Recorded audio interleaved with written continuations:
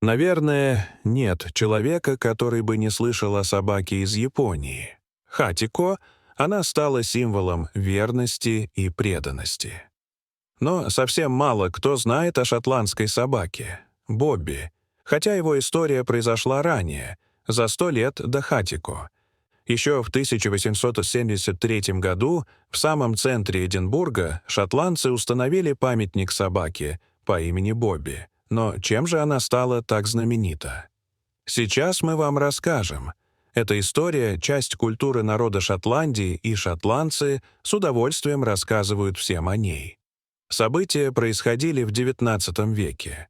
Пес родился в 1855 году. Его хозяином стал обычный мужчина, работавший ночным обходчиком в полиции города. Собачка была небольшого роста, породы скайтерьер. Бобби, так звали пса, постоянно сопровождал своего друга.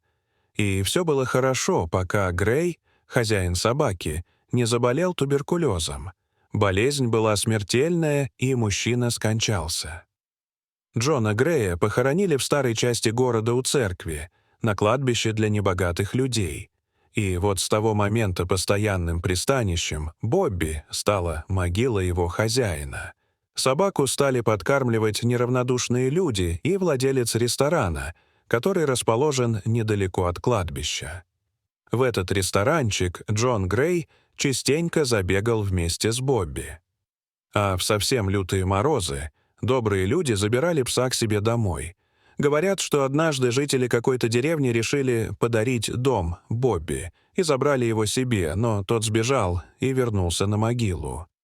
Все было довольно неплохо, пока в Шотландии не вышел закон об избавлении от всех бродячих собак, но Бобби уже был известен на весь Эдинбург и далеко за его пределами, и стал местной достопримечательностью.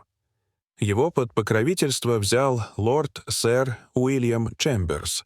Он был главой шотландского сообщества по защите животных. Чемберса поразила верность и преданность этого пса. Он сделал на свои деньги специальное разрешение и заказал особый ошейник, где была надпись «Grey Friars Бобби от лорда-мэра. Разрешено 1867 год». Теперь Бобби мог спокойно передвигаться по городу. Так малыш прожил на кладбище 14 лет у могилы своего хозяина и умер в 1872 году. Многие люди приезжали в Эдинбург только ради того, чтобы познакомиться с собакой. Еще при жизни Бобби было решено поставить памятник. За эту работу взялся скульптор Уильям Броди. Он смоделировал пса незадолго до его смерти. Памятник открыли после смерти собаки.